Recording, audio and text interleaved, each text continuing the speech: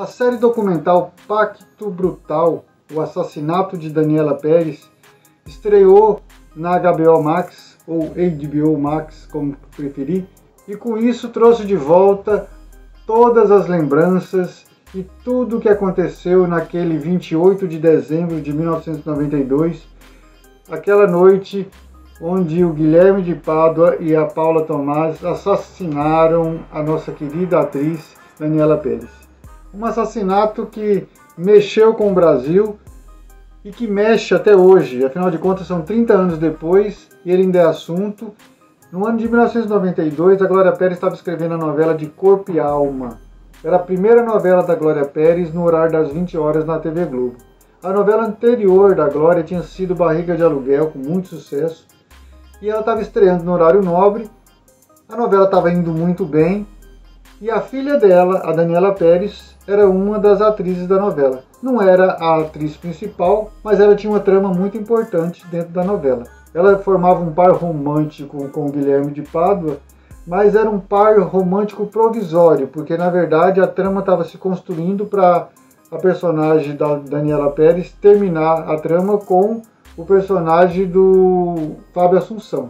Tanto que no dia que a Daniela Pérez foi morta, ela e o Guilherme de Pádua tinham gravado a separação do casal, Bira e Yasmin, que era o casal que eles formavam na trama. E o mais absurdo de tudo é que essa cena da Yasmin terminando o relacionamento com o Bira, esse relacionamento dentro da trama, ou seja, ficção, meio que desencadeou, ou pelo menos ajudou a provocar a morte da própria Daniela. Uma coisa muito macabra, muito sinistra, muito mal explicada. E eu vou falar para vocês, apesar desse caso já ter sido muito visitado, muito falado, remexido, essa série documental, ela trouxe muito mais luz, muito mais esclarecimento, ela foi muito definitiva no meu entender. E eu vou listar aqui hoje as coisas que me chamaram a atenção, os fatos que me chamaram a atenção assistindo esse Pacto Brutal, essa série que realmente é emocionante e revoltante ao mesmo tempo, né? Por conta da gente ver a barbárie que aconteceu naquele 28 de dezembro. Olá pessoal, tudo bom? Eu sou o Edmar Olink e você está aqui no canal Olink no programa Falando de TV. E antes da gente ir para o assunto do nosso vídeo, que é sobre o documentário Pacto Brutal, o assassinato de Daniela Pérez, eu gostaria de pedir para você que é novo aqui no canal Olink para se inscrever, apertar o sininho de notificações e, é claro, dar aquele like, porque esse like vai ajudar muito o nosso canal a chegar a mais pessoas. Eu gostaria também de convidar você a deixar um comentário aí na seção de comentários, contando qual a sua lembrança que você tem sobre esse caso, qual é a sua recordação, você já era nascido naquela época, como é que você recebeu essa notícia da morte da Daniela Pérez. Vamos neste momento voltar para o dia 28 de dezembro de 1992 e recordar aquela tragédia, aqueles momentos finais da vida da Daniela, como que a família, os amigos receberam a notícia primeiro do desaparecimento da Daniela, depois da confirmação da sua morte e logo em seguida descobrindo também que foi o próprio colega de profissão que matou ela. Esse assunto é um assunto difícil, mas vamos contextualizar ele. Os envolvidos nesse crime, tanto a vítima como o assassino, faziam parte da novela, integravam o elenco da novela de Corpo e Alma da Glória Pérez. A Glória Pérez era a autora da novela e ela era a mãe da Daniela Pérez, que fazia Yasmin na trama e que acabou sendo assassinada pelo próprio colega de trabalho, o Guilherme de Pádua, que fazia o Bira na novela. Que história macabra, né? Não dá para acreditar que isso aconteceu. A novela começou em 92 e acabou terminando em março de 93. Na noite que a Daniela foi assassinada, estava passando no capítulo 127 da novela. Ela já estava entrando na sua reta final e esse assassinato acabou mudando a história da novela, porque afinal de contas, hoje em dia, a trama da novela de Corpo e Alma é o que menos importa, é o que é menos recordado, porque o assassinato da Daniela sobressaiu acima de qualquer outra coisa. Às vezes o pessoal pergunta por que a Globo nunca reprisou a novela de Corpo e Alma. A resposta é meio óbvia, né? Mas alguém pode dizer, mas seria bom reprisar em homenagem a Daniela Pérez. O problema de reprisar em homenagem a Daniela Pérez é que tem ele também na novela, né? O Guilherme. E como é que ia fazer com as cenas dele? Aí você fala, tira. O problema é que o papel da Daniela era par romântico com o Guilherme. E aí como é que vai fazer? Ficaria uma coisa muito esdrúxula. Então, é melhor deixar como tá, gente. Apesar de muitas pessoas terem curiosidade de ver, eu acredito que isso não vai acontecer, não vai rolar. A Globo, nem através do Globoplay, nem do Viva, vão resgatar essa novela, não. Eu acho muito pouco provável. Eu ouvi dizer também que a Glória Pérez pediu para essa novela nunca ser reprisada. E se isso for verdade, aí que não volta mesmo, né? Porque a Globo jamais vai passar por cima de um pedido de uma mãe, né? Como eu falei, a novela estava na sua reta final, mas ainda tinha um bom caminho, tanto que ela terminou em março. Não sei se iria mais para frente se não tivesse acontecido o que aconteceu. Mas foi mais de 2 meses de novela ainda depois do ocorrido. E é claro que a personagem Yasmin e o personagem Bira teriam função dentro da novela até o final. Como eles precisaram ser tirados da novela, ela, porque foi assassinada, e ele, por motivos óbvios, estava preso, a solução foi inventar que ele foi viajar para o interior e que ela conseguiu tipo uma bolsa de estudo para estudar fora. A última cena que foi usada da Daniela Pérez na novela foi no dia 17 de janeiro. Foi uma cena dela descendo a escadaria e foi bem forte, porque aí eles colocaram os pais da Daniela Pérez na trama, os pais da Yasmin no caso, contando que ela tinha ido viajar. Na versão internacional da novela foi criada uma cena no aeroporto com uma dublê dando tchau atrás de uma tapadeira assim, que estava se despedindo e indo viajar. Mas na versão da Globo mesmo, que passou na época, não teve essa cena não. E é claro que a partir do dia seguinte, a Globo tirou todas as cenas que iriam aparecer o Guilherme de Pádua. Então ele não apareceu mais na novela em hipótese alguma, em momento algum. Ao contrário da Daniela, que vivia aparecendo em algumas recordações de alguns personagens. Então ela era sempre revisitada e homenageada acima de tudo, né? Esse assassinato da Daniela Pérez já foi muito comentado na mídia, na internet, na imprensa em geral. Mas eu vou tentar compartilhar com vocês as minhas indignações e as coisas que me chamaram a atenção nesse documentário do HBO, porque vieram muitas coisas à tona, a gente recordou muita coisa e descobri também muita coisa que eu não sabia, porque foi contado detalhes, além de chocantes, revoltantes. Não entendi, gente. Como é que a própria família precisou investigar o crime? O departamento de polícia fez o quê? Muito estranho, achei muito amadorismo. Agora vamos voltar para 1992, lembrando que a Daniela Pérez tinha 22 anos, o Guilherme de Pádua tinha 23, o Raul Gazola tinha 37 e a Glória Pérez tinha 44 anos. A série foi dividida em 5 capítulos.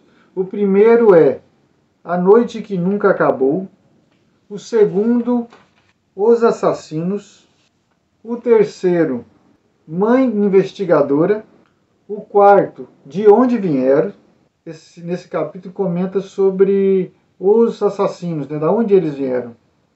E o quinto e último capítulo, Justiça, com interrogação também, porque nesse capítulo é falado sobre o julgamento, tudo que ocorreu no julgamento, as penas, como é que foi o desfecho jurídico. A primeira frase que me chamou a atenção na série foi que a Glória Pérez comentou, né, que como é que um dia que vai mudar a vida para sempre começa assim tão comum, tão trivial, e mal sabia ela que seria um dia que ia ser um divisor de águas. Nos depoimentos da Glória Pérez, a gente percebe que é uma cicatriz que não fecha. É uma coisa que está ali, latente nela o tempo inteiro. Eu até imaginei que ela estaria mais, assim, menos doída, menos sofrida, mas não. A gente assistindo a série percebe que a coisa parece que aconteceu ontem para a Glória. Mas super compreensível. Pois é, gente, um dia que vai mudar a vida da pessoa para sempre, não dá nem um sinalzinho, né? Aí ela comenta que ela estava adiantando capítulos da novela porque, como estava chegando no final do ano, ela queria um pouquinho de folga, pelo menos no Réveillon, então ela estava adiantando mais capítulos para ter essa folga do Réveillon. Tanto que a Daniela foi almoçar na casa da Glória, porque ela não morava mais com a Glória, porque a Dani já era casada com o Raul Gazola, já tinha 3 anos, então ela passou na casa da Glória para pegar uns dólares, que ela estava comprando um carro, e também para almoçar. E a Glória, como estava assim, atarefada tentando adiantar os capítulos, e ela nem parou de escrever para ir lá almoçar com a Dani, porque ela queria acelerar os capítulos. Aí a Glória até comenta, né? Se eu soubesse que aquele seria meu último almoço com a minha filha, eu teria parado tudo, né? Eu podia ter ido lá almoçar com ela. Ela até comenta, né? Mas eu não fui. Quem é que iria imaginar que aquela seria a última chance dela almoçar com a filha dela, né? Era mais um almoço que ela estava indo lá, mais um dia que ela estava. Era mais um dia. Não era o último dia. Mas depois que passa, né? Fica isso, né? Outra coisa que a Glória comenta também é que no dia do enterro da Daniela, ela falou assim que viu na rua, né, todo mundo indo trabalhar, os carros passando, ou seja, a vida continuava normalmente, o mundo não parou por conta da morte da filha dela, a vida seguia e ela estava ali, né, naquela situação que parecia que nada funcionava mais, né, mas o mundo estava seguindo. E é assim, né, a vida da gente pode estar desmoronando, mas o mundo segue, independente da nossa dor, né? A vida segue. E na verdade isso é uma constatação, mas quando dito, assim, pronunciado, parece que impacta mais, né? Ela não falou nada assim que a gente já não saiba, mas que é uma reflexão que a gente acaba fazendo, né? Porque afinal de contas, a dor maior mesmo, em última instância, até mais do que do Raul Gazola, que era o esposo, é da Glória, né? Se bem que aqui não dá para medir dor, né? Dor é dor, né? Eu comentei que a Dani passou na casa da Glória para almoçar e também para pegar $6.500, né? Que ela ia comprar um carro. E eu achei curioso que na série a Glória até comentou com a Dani: olha lá, tem certeza que você vai comprar esse carro agora? Aí a Glória ainda comenta que a situação financeira não estava boa, então ela estava preocupada com esses gastos, né? Isso me chamou a atenção, porque a princípio a gente pensa que um autor de novela da Globo, um autor que está escrevendo uma novela das 20 horas, né? A menina é uma atriz da novela das 8. A gente imagina que está numa situação financeira assim, menos complicada do que a maioria das pessoas. Mas o jeito que a Glória contou, tipo assim, a coisa também estava bem apurada para eles também. Isso leva a crer que, pelo menos naquela época, um autor de novela não ganhava tanto assim, né? Tudo bem que a Glória estava escrevendo a sua primeira novela das 20 horas, mas mesmo assim, gente, um autor de novela, né? Eu imaginei que tinha uma situação financeira mais tranquila. Achei bonitinho também quando o Raul Gazola falou que naquele dia era um dia comum para eles, né? Eles levantaram, tomaram café, deram uma namoradinha. Ele até comenta, é um casal jovem, né? Cheio de energia, a gente tem uma namoradinha. Ou seja, era um casal apaixonado, né? Tinha 3 anos de casados e inclusive mostra várias cenas de vídeo que ele filmava ela, eles assim super apaixonados. Então eles estavam praticamente em lua de mel, né? Eu falei agora há pouco sobre a idade deles, né? Que a Dani tinha 22 anos e ele tinha 37.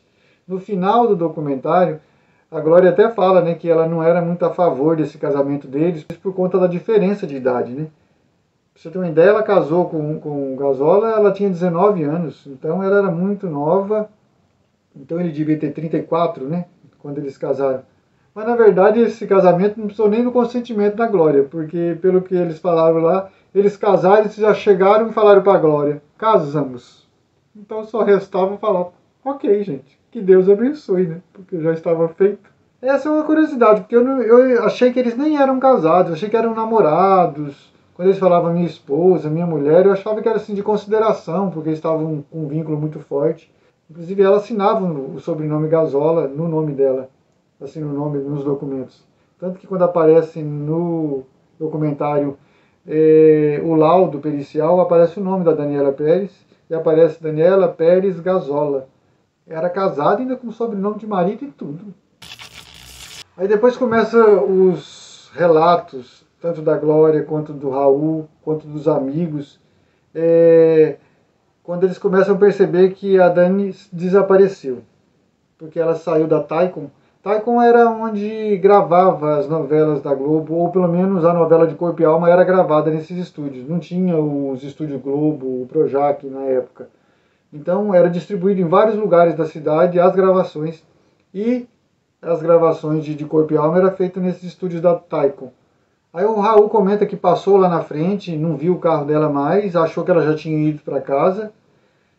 Chegou em casa, ela não estava, e ligou para as amigas perguntando se ela já tinha chegado lá no ensaio, porque eles estavam ensaiando uma peça que ia estrear em breve. Também disseram que ela não estava, ele pegou a moto, saiu de volta para procurar pelo caminho até a Taikon para ver se via ela, porque ele achou que de repente o pneu do carro tinha furado. Não encontrou, e aí começou, a coisa foi ficando cada vez mais dramática, né? Aí ele liga para a Glória começa a ficar preocupada também. Eles começam a achar que ela tinha sido sequestrada por conta daquele dinheiro que ela estava, né, aqueles $6.500. Então começou a princípio a achar que ela tinha sido sequestrada.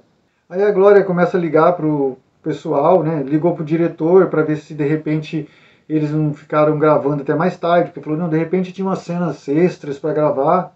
Aí o diretor falou, não, eles saíram no horário normal. Aí alguém comentou na produção com a Glória que a Dani tinha saído com o Guilherme de Pádua e com a Marilu Bueno, que fazia o papel da mãe dela na novela, né? Aí ela ligou para a Marilu não atendia. O Raul Gazola foi na casa da Marilu. Aí a Marilu falou, não, eu saí, eles ficaram lá no estacionamento tirando foto com as crianças, com os fãs lá.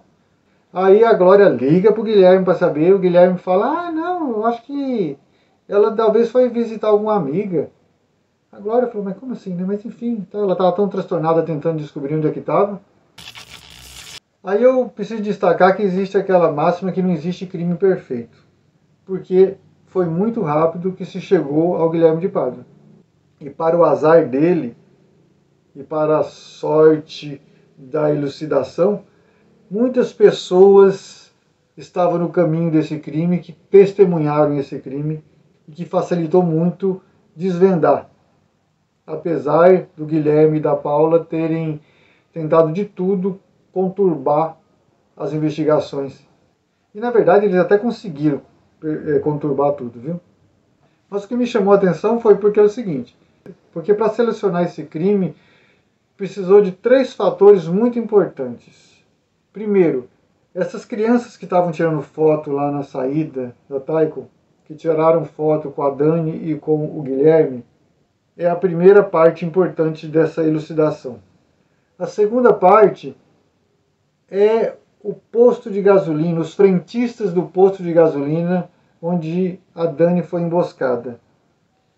E a terceira e mais importante de tudo, que é a parte principal da elucidação, ou pelo menos da onde começou tudo a ser revelado, foi a testemunha de uma pessoa que passou e viu os 2 carros abandonados e teve o cuidado de voltar e anotar o número das placas. Isso foi fundamental para colocar o Guilherme de Pádua na cena do crime. E diante dessas 3 partes importantes da elucidação do crime, era impossível o Guilherme de Pádua e a Paula Tomás ficarem impunes desse crime. Bem que eles tentaram, gente. E acabaram ficando impunes, eu digo impunes entre aspas, porque eles receberam e cumpriram as penas que a justiça determinou, mas que essas penas ficaram muito longe de serem justas, diante da brutalidade que foi esse crime. Olha como é que são as coincidências para esse crime ser elucidado. O Hugo da Silveira, que é a pessoa que passou e anotou as placas dos carros, ele nem morava no Rio de Janeiro, ele morava no Nordeste. Quem morava no Rio de Janeiro era a filha dele, ele tinha vindo depois do Natal para o Rio para passar o Réveillon com a filha e os netos. E ele era um advogado, né? E quando ele passou pelos carros, ele estava vindo com os netos, estava indo para a casa da filha, porque ele estava vindo da casa da mãe dele. E aí ele passou, viu aqueles carros parados e achou estranho. Quando ele chegou no condomínio da filha, ele comentou com a filha e com o porteiro, com o síndico lá, e eles falaram, é muito estranho mesmo, hein? Aí eles chegaram à conclusão de que era melhor voltar lá e anotar as placas, porque como aquela região tinha muitos crimes, muitos assaltos, a polícia já tinha recomendado que toda vez que tivesse alguma coisa estranha, eles reportassem à polícia. Então virou tipo, todo mundo era meio que um cuidava do outro. E aí então o Hugo da Silveira voltou com o motorista da filha dele, lá onde estavam os dois carros, era próximo ali. Ele voltou, os dois carros estavam lá ainda, ele passou, anotou a placa do carro que estava atrás, fizeram o balão, ele voltou, anotou a placa do carro que estava na frente. O carro que estava na frente era o do Garro Gazola, que a Daniela Pérez estava dirigindo, que era um Escort. E o carro de trás, que era o carro do Guilherme, que era um Santana. Quando eles passaram de volta, que ele anotou a placa do carro da Daniela, o Hugo da Silveira estava sentado no banco do carona, né, porque era o motorista da filha que estava dirigindo. Então ele estava do lado que ficava muito próximo do carro que estava parado no acostamento. Então o farol clareou bem quem estava dentro do carro. Então ele conseguiu ver o rosto da mulher que estava lá dentro. Então ele viu que era uma mulher, o do homem ele não conseguiu identificar bem, que estava mais escuro para o lado de lá, que era o lado do motorista, mas ele viu que era a silhueta de um homem. Aí eles voltaram para o condomínio, ele ficou até mais tranquilo, que ele falou, deve ser um casal, né, que vieram namorar. É perigoso, um lugar estranho, escuro, podia acontecer alguma coisa com eles, mas enfim, era possível, um casal de namorado está ali. Mas ele contou isso para o síndico ali do condomínio, e o síndico achou muito estranho, e resolveu ir lá pessoalmente ver esses carros. Quando ele chegou lá, só tinha um carro, o outro já tinha ido embora, só tinha o Escort, o carro da Dani, na verdade, né, porque o do Guilherme ele já tinha vazado. Aí ele só viu aquele carro, o que aconteceu? Buzinou para ver se aparecia alguém, jogou o farol no carro, não apareceu ninguém, achou muito estranho, tanto que ele voltou para o condomínio e ligou para a polícia comunicando o que estava acontecendo, que tinha aquele carro abandonado e papapá. E essa informação foi imprescindível. Como a polícia recebeu a notícia que tinha um carro abandonado na beira do mato, foi uma viatura lá. Chegando lá, eles viram aquele carro abandonado, aí ficou um policial lá cuidando para o carro, de repente alguém não saquear o carro, e o outro foi para fazer o boletim de ocorrência, achando que aquele carro tinha sido roubado e tinha sido abandonado ali. O policial que ficou lá vigiando o carro ficou meio com medo de ficar naquele lugar muito escuro, pegou uma arma, ficou em punho com a arma e entrou meio para dentro do mato, porque ele falou assim, não vou ficar muito aqui na frente não. Só que quando ele entrou para dentro do mato, ele já tropeçou no corpo da Dani. E aí a coisa começou a mudar, né? Porque aí já não era mais um simples roubo de carro, era um assassinato, tinha um corpo ali do lado. Aí essa informação já chegou na polícia, que tinha encontrado um carro, tinha uma moça, descreveram o carro, né? A placa do carro, que tinha uma moça, um cadáver do lado, e com o Raul Gazola, com a Glória, todo mundo correndo atrás, achando que era um sequestro. Acabou que um monte de gente acabou indo lá para a cena do crime, ou pelo menos aonde foi encontrado o corpo, porque a gente não sabe se o crime foi ele mesmo, provavelmente não. Tudo indica que ela foi só, tipo a desova, jogou o corpo ali, mas ela não foi assassinada naquele local. Primeiro falaram pro Raul Gazola lá na delegacia que a mulher dele tinha morrido. Ele até achou que tinha sido um acidente, o carro ficou muito estragado, capotou, amassou muito. Depois não, contaram, mas aí ele foi lá pro onde estava o corpo. A Glória Pérez também foi para lá, aí tinha os artistas da novela também estavam lá. Tanto, até o Fábio Assunção estava lá, eu achei muito estranho, tipo assim, tava todo mundo lá, não teve um cordão de isolamento, a coisa era muito amadora, eu achei ali. Várias pessoas chegaram perto do corpo, né, e a Glória, ainda tem uma descrição da Glória, né, que ela chega e quando olha, a primeira coisa que ela quis era ir achando que, tipo assim, eu vou salvar minha filha agora, né. Aí quando ela tocou na filha, estava gelada, ela ficou assustada, né. Aí caiu a ficha, né? A polícia, com a informação de que tinha alguém morto do lado do carro. Eles baixaram lá na casa do Hugo para saber o que ele tinha de informação, porque ficaram sabendo que ele tinha anotado as placas. Eles foram lá de madrugada, acordaram o Hugo, ele desceu lá do apartamento com um papelzinho que ele tinha anotado o número das placas. E aí que a gente vê como é que o Guilherme de Pádua e a Paula Tomás premeditaram esse crime. Essa é uma prova, assim, incontestável, porque ele adulterou a placa. A placa do carro do Guilherme era LM1115. Ele pegou e colocou fita isolante para mudar a letra, transformar o L num O. Aí ficou OM1115. Por isso que nas anotações do Hugo da Silveira estava O em vez de L, né? Porque estava adulterada a placa. Como o delegado que estava na cena do crime já sabia dessa informação, ele viu o Fábio Assunção por lá, conversou com ele, aí comentou o que ele sabia da rotina da Dani. Aí ele falou que a Dani gravava na Taikon, que ela provavelmente deve ter vindo de lá. E aí o delegado falou assim, você me leva lá? E o Fábio Assunção levou o delegado lá. Chegando lá, ele pediu para o pessoal da portaria que eles anotavam as placas de todos os carros que entravam. E estava lá, quando ele foi pesquisar, os números das placas do carro da Dani e esse número que estava quase igual à placa do Guilherme de Pádua. A única diferença é que era no lugar de um L estava um O. E aí a luz vermelha acendeu, né? Naquela madrugada ainda, lá na delegacia, o delegado falou com a Glória das suspeitas, mas ele primeiro mostrou uma lista com os atores, foi mostrando a lista com o nome de cada ator, e quando ele chegou no Guilherme, ele fez assim, ó, apontou com firmeza esse. E a Glória entendeu que ali estava a chave do crime. E aí ele comentou com ela das suspeitas, e que não era para ela falar para ninguém, porque eles iam esperar amanhecer o dia para ir lá pegar ele na casa dele. E o que revolta, né, é saber que naquela noite o Guilherme teve a pachorra de ir lá na delegacia, consolar as pessoas, oferecer um bom ombro amigo. Inclusive ele foi com o próprio carro que ele usou para matar. Que sangue frio, hein? Ele nunca imaginou que existiam as crianças que tiraram a foto, os frentistas, o Hugo da Silveira que anotou a placa. Naquele momento, a única prova que tinha era o Hugo da Silveira, né? Era a testemunha do Hugo da Silveira. Sobre a cena do crime, né? Onde a Dani estava morta. Mas assim, eu achei que ficou tudo muito exposto lá, né? Como eu já disse antes, eu achei que aquela investigação, tudo foi conduzido muito amador. Ainda mais quando a gente lembra de, tipo, CSI, né, aquelas investigação criminal dos Estados Unidos, aquela coisa tudo mais, né? Não, aqui ninguém entra, cena do crime é tudo isolado. Ali, gente, era... todo mundo chegou ali. A investigação foi muito de qualquer jeito, viu? Tanto que se não existisse o Hugo da Silveira, as crianças que tiraram a foto e os frentistas do posto de gasolina, eu não sei nem se teria sido desvendado esse crime.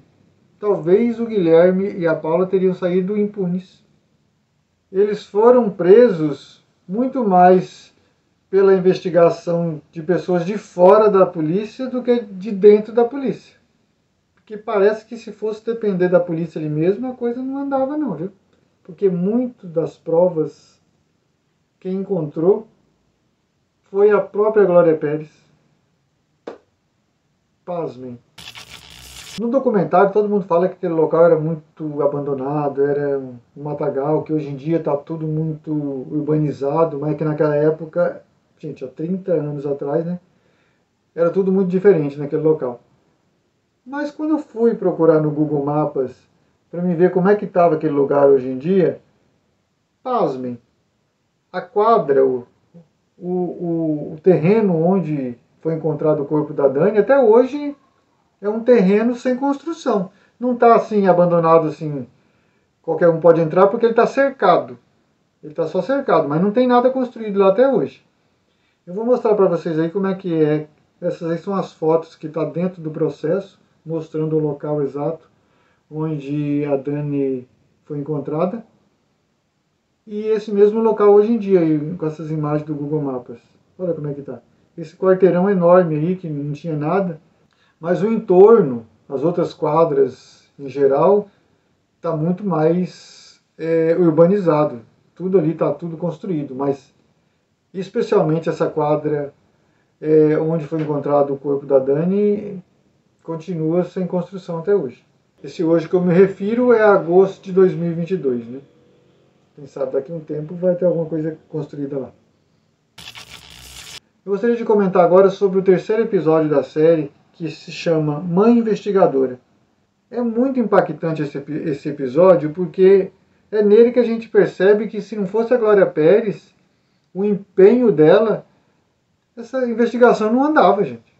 E eu vou destacar algumas coisas que eu vi nesse episódio que me chamaram muita atenção, que eu imagino que também vai chamar a sua.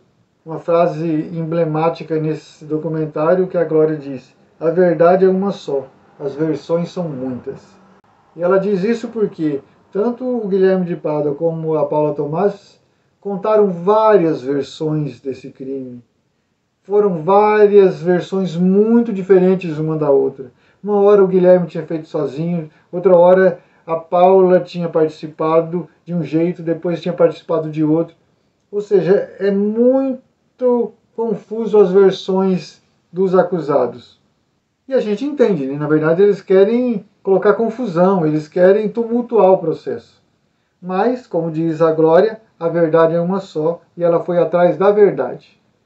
Tanto que nesse documentário os acusados não participam colocando as suas versões. As investigações da Glória, ela tem ajuda assim, de telefonema anônimo. Alguém ligou e falou assim, ó, procura no posto de gasolina que você vai descobrir a verdade. Ali tem coisa. E quando ela foi lá, só de chegar lá ela percebeu que todo mundo saindo fora, ninguém queria comentar nada, sabe aquele clima tipo assim, aqui tem, mas eu não quero contar? O que me chamou a atenção é que provavelmente ela deve ter falado isso para a polícia, mas a polícia, pelo jeito, não fez nada. O Raul Gazola fez um pedido na televisão para que as pessoas que tinham tirado foto com a Dani no dia do assassinato, que aparecesse, que eles queriam, que de repente aquelas fotos poderiam ajudar para elucidar o crime. E aí eles conseguiram chegar às crianças, né, os pais das crianças. O pai das crianças tinha mandado as crianças para o sítio, mas ele ligou para a Glória e falou que estava com as fotos, a Glória foi lá, ele até riscou as fotos do rosto das crianças para as crianças não serem expostas. E depois a Glória conversou com as próprias crianças. E a menina tinha 12 anos na época. Ela conta que o Guilherme e a Dani tiraram as fotos, que ela sentia assim, uma coisa meio estranha ali no ar, e que depois que tirou as fotos, eles saíram com o carro e ficaram por lá de fora do estacionamento esperando o pessoal sair. Que o Guilherme saiu primeiro, depois que a Dani saiu, mas antes da Dani sair, as duas crianças saíram. Elas estavam com o motorista deles. E quando as crianças saíram, eles passaram no posto de gasolina, em frente ao posto de gasolina que tinha perto, e viram o carro do Guilherme parado lá. Aí a menina, essa menina de 12 anos, pediu para o motorista parar ali perto. Ela falou, para, que de repente a Dani vai passar por aqui, vamos ver o que vai acontecer, né? Segundo ela sentiu que ia acontecer alguma coisa. Ela tinha alguma, sei lá, tinha alguma coisa, uma intuição, não sei o que era, né? Mas o motorista não quis. Falou, não, já tá tarde, já é quase 10 horas da noite, vamos embora. E ela ainda ficou brava. Tanto que no outro dia, quando ela ficou sabendo que a Dani tinha morrido, ela falou na hora, foi o Bira que matou, foi o Bira que matou. Eu falei que a gente tinha que ter ido atrás. Na hora ela falou que foi o Bira, imagina. Difícil, né? Mas com essa informação que a Glória tinha, que a menina viu o carro do Guilherme parando na frente do posto, e sobre esses frentistas, dessa ligação anônima, a Glória tinha convicção de que tinha acontecido alguma coisa em frente àquele posto. Só que lá no posto era a lei do silêncio. Descobriu-se que os frentistas que estavam trabalhando naquela noite não trabalhavam mais, foram todos mandados embora. E a Glória tentando, indo lá no posto, ia lá todo dia, sabe? Cutucando lá para ver se saiu alguma coisa. Inclusive teve um frentista que falou assim, ó, senhora, para de ficar vindo aqui, eu vou acabar perdendo meu emprego. Mas uma alma caridosa comentou com ela que ele não sabia exatamente onde morava, mas que sabia que eles moravam numa comunidade ali perto e que um deles chamava falou o nome mais ou menos, ele não lembrava direito o nome. O outro era Gago. Com essa informação tão vaga, a Glória Pérez foi para essa comunidade e ficou lá perguntando para todo mundo. Até que um dia alguém comentou: olha, tem um cara que era frentista que ele é meio gago. E aí, bingo, Glória apareceu lá. Ele contou tudo que viu, só que falou que não contava na polícia. Ele relutou muito, que ele não queria se envolver com aquilo, porque ele tinha medo de sobrar alguma coisa para ele, né? Tipo assim, pobre, tipo, se fizeram isso com a filha da Glória Pérez, o que vão fazer com uma pessoa lá da comunidade, né?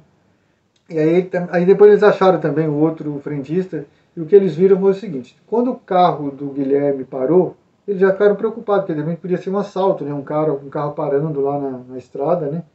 Ali ficou meio assim, ficou uma coisa que chamou a atenção deles, eles ficaram prestando atenção.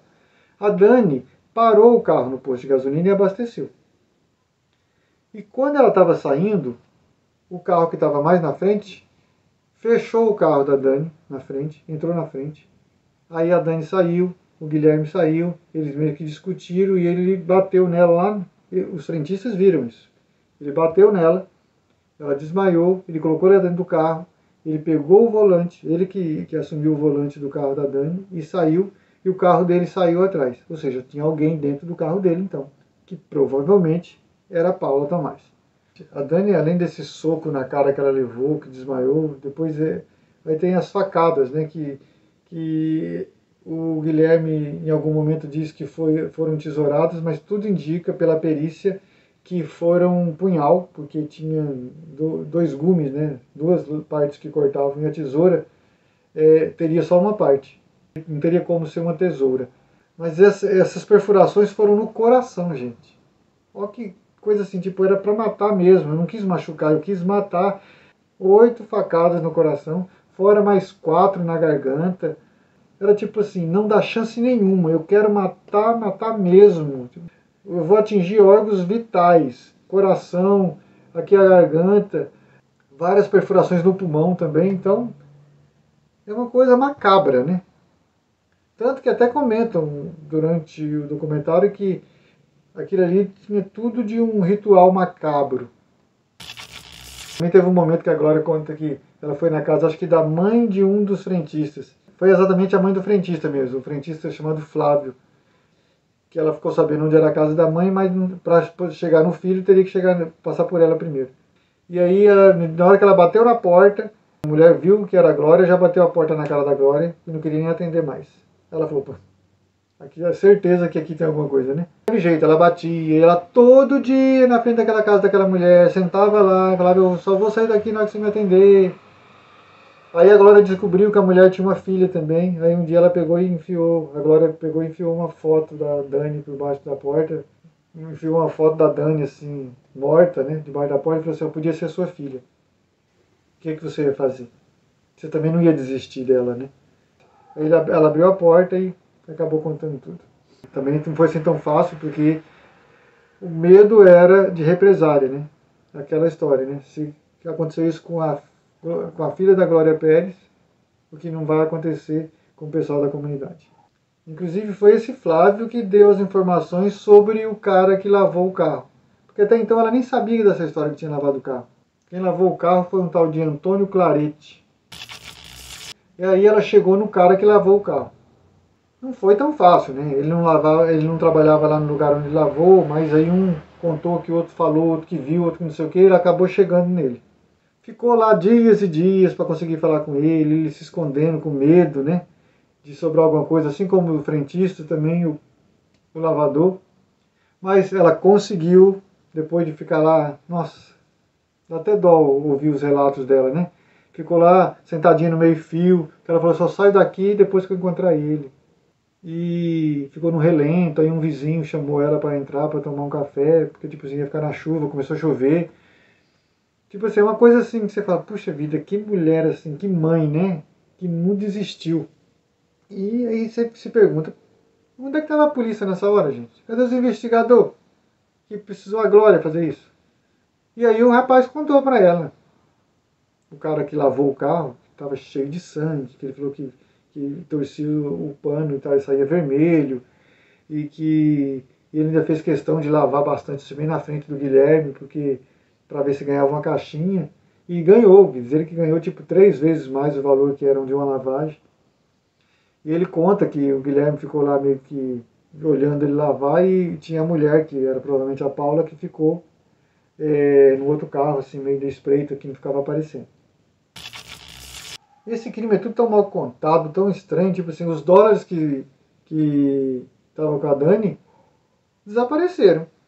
O Guilherme de Pádua eu não vi em momento nenhum ele falar nada sobre. Talvez lá no inquérito, lá dentro do processo, ele cita alguma coisa, mas no documentário eu não vi nada falando. Teve uma especulação de que esses dólares foram divididos entre os policiais, mas é uma especulação.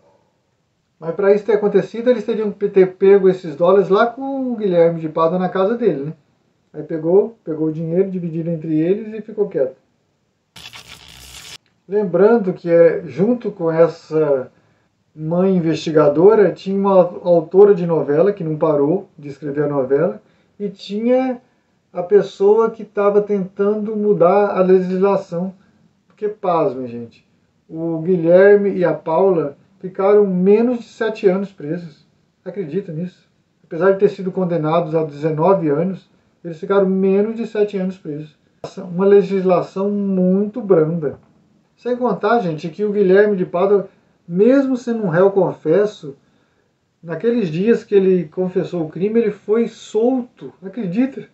Só que a repercussão na mídia foi tão grande que acabaram revertendo e foram atrás dele e conseguiram pegar ele. Eu acho que ele acabou se entregando porque estava o país inteiro atrás do Guilherme de Pádua, porque estava todo mundo revoltado, então ele percebeu que acho que não ia ter como sair fora e acabou se entregando. Inacreditável. Que justiça é essa? Tão absurdo porque a Glória Pérez, ou seja, a vítima, precisou arrumar um advogado. Porque começaram colocar a culpa na vítima. Uma das versões lá do Guilherme é que a Dani que assediava ele. Difícil, né?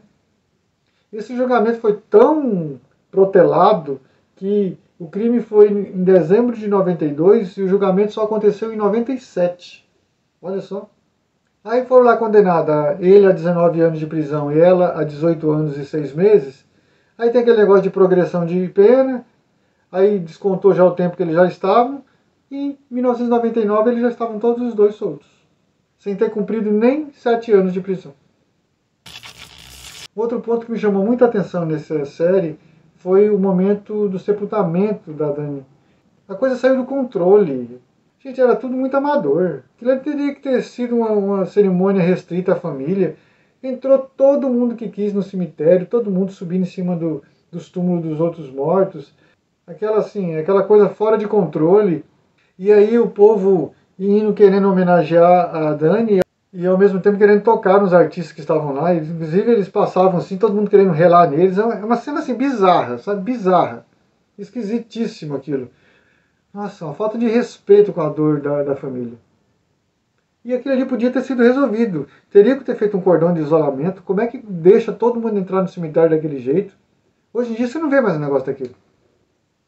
Acho que foi aprendendo com o tempo, né? Que é coisa muito nada a ver, muito amadora, muito bizarro. Bizarro. Mesmo depois da Dani ser sepultada, a Glória Pérez não teve sossego lá com o corpo da filha dela.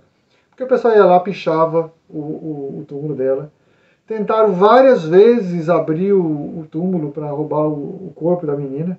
Pelo que eles comentam no documentário, o túmulo dela ficava num lugar mais afastado, mais fora do centro do cemitério. Então ficava mais fácil do pessoal ir lá e a administração não perceber. Aí o que fizeram? Tiraram o corpo dela de lá, fizeram a exumação. A Glória Pérez foi lá assistir a exumação. Ela achou muito estranho que o caixão estava verde. Ela até gritou, não, não é a minha filha que está aí. Abriram o caixão, o corpo já estava meio em decomposição. Ela viu e percebeu que era a Dani mesmo, que estava com a roupinha e tudo. Ela percebeu que era... Tipo, que coisa... A coisa só piora, né? Quando você acha que o negócio não ia piorar mais, a coisa cava mais um pouco. Difícil. Trocaram o corpo de lugar, colocaram mais próximo da administração. Lá continuaram mexendo, continuaram a perturbação, ameaçando de roubarem o corpo. É uma coisa assim, surreal, gente. Até que chegou ao ponto dela tirar o corpo da filha de lá. A Glória recebeu um telefonema anônimo dizendo que iam roubar, né, antes do final do ano, o corpo da Daniela. Ou seja, os restos mortais da filha dela. Aí ela ficou em pânico, foi lá para o cemitério, conseguiu uma medida lá para conseguir retirar os ossos, aí já era só os ossos mesmo, colocou dentro de uma caixinha. Era o final de ano de 1999 para o ano 2000. A Glória até fala, né, que era a geração que todo mundo pensava como é que eu vou estar na passagem de 99 para 2000. E ela até comenta, né, a Glória fala, faz uma reflexão, fala, e a Dani passou o Réveillon de 99 para 2000 dentro de um cofre. Hoje em dia está dentro de um cemitério vertical, protegido, um lugar muito mais seguro. Mas é muito absurdo você imaginar que chegou a esse ponto, né? É uma coisa inacreditável, gente. Eu assistindo aquilo e falei, não estou vendo isso. Não, isso não é verdade. Não dá para acreditar.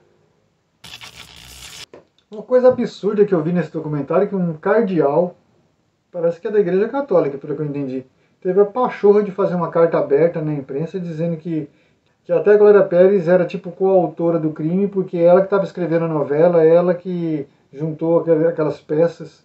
Assim, uma coisa assim, absurda, insana. Não faz sentido nenhum. Sem contar que sensibilidade zero, né? Se é uma pessoa que é para cuidar do próximo, né? Que é um cardeal, um religioso, fazer uma barbárie dessa é um absurdo. Eu vou ler o nome aqui de alguns artistas que deram depoimento para o documentário. O Raul Gazola, a Glória Pérez, é claro. Aí também teve o Maurício Matar, o Fábio Assunção, a Sônia Abrão, a Cláudia Raia, o Estênio Garcia, a Glória Maria, o Eri Johnson, o Wolf Maia, a Cláudia Mauro, o MC Mascote, a Márcia Piovesani. Eu senti falta do depoimento da Marilu Bueno, que fazia o papel da mãe da Yasmin, que era o papel da Daniela Pérez na novela de Corpo e Alma. Tudo bem, aí você vai falar, Marilu Bueno morreu, por isso que ela não deu depoimento. Mas a Marilu morreu agora no dia 22 de junho de 2022. Esse documentário foi feito ano passado, né? Começou ano passado, terminou no começo desse ano. Então a Marilu estava viva ainda, ela foi mencionada durante vários momentos do documentário. Então eu achei que merecia ter um depoimento da Marilu nesse documentário. E se tivesse ocorrido, agora teria até mais valor, porque ela nos deixou agora no mês de junho. Eu vou encerrar esse vídeo lendo uma frase dita pela Glória Pérez, que eu acho que diz muito sobre a própria Glória, né? E a força dela. Como eu tenho uma vocação de ser feliz, eu vivo as felicidades possíveis. E ela até completa depois que, depois da morte da filha dela, jamais haverá uma felicidade completa, plena, né? Serão só as felicidades possíveis. Bem, gente, por hoje é só. Espero que vocês tenham gostado desse vídeo, que foi complicado de fazer, duro, doído, mas necessário. E se você gostou desse vídeo, eu gostaria de pedir um like e também pedir para você compartilhar esse vídeo com os seus amigos, tá bom?